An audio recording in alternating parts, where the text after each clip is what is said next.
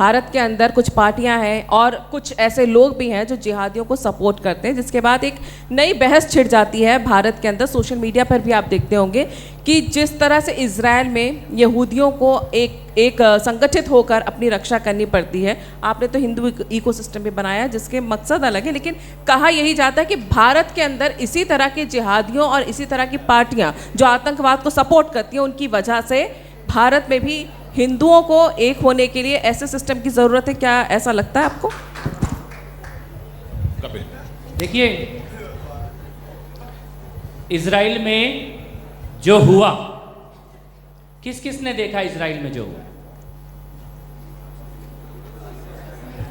Israel में जो हुआ वो किस किस ने देखा? सबने नहीं देखा।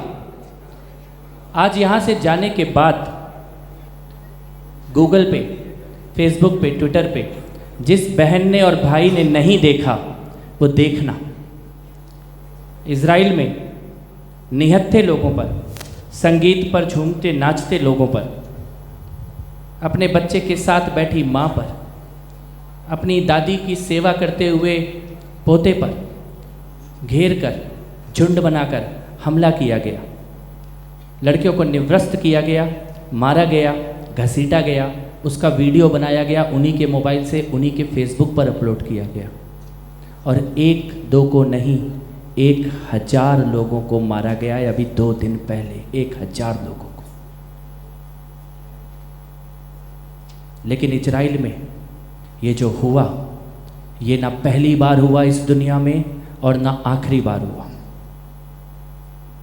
तृप्ति जी ने जिसकी बात की और भारत की जिस पीड़ा की चर्चा हम यहाँ पे कर रहे हैं, इजराइल में जो हुआ है, जब कसाब बंदूक लेके मुंबई के अंदर घुसा था तो भारत के मुंबई ने उसी पीड़ा को देखा है, झेला है। कोई भी आया बंदूक ली, हथियार ले, मारने लगे, किसी को भी मार रहे हैं।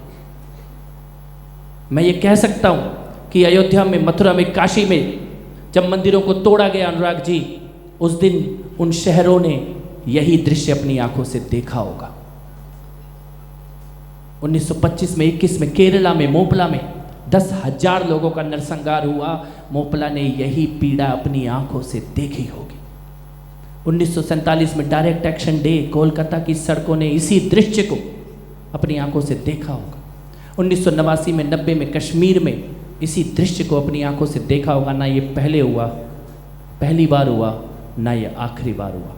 और इजराइल ने तो एक बार झेला है, भारत 1500 सालों से इसी विचारधारा को, इसी आतंक को झेल रहा है, इससे लड़ रहा है।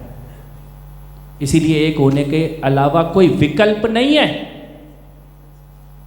कोई ऑप्शन नहीं है इस खतरे को समझने के अलावा और इससे लड़ने के अलावा।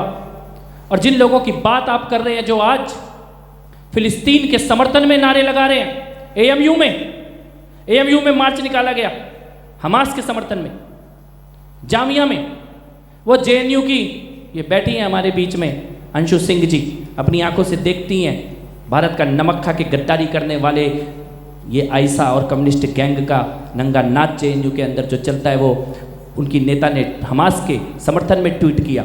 मैं ये पूछना चाहता हूँ एएमयू के इन लोगों से, जामिया के लोगों से, जेएनयू के लोगों से पूछना चाहता हूँ, भारत की संसद पे हमला हुआ तब तुम्हारा मार्च क्यों नहीं निकला? 26/11 का हमला हुआ तब तुम्हारा मार्च क्यों नहीं निकला? अहमदाबाद में बम ब्लास्ट हुए तब तुम्हारा मार्च क्यों नहीं निकला?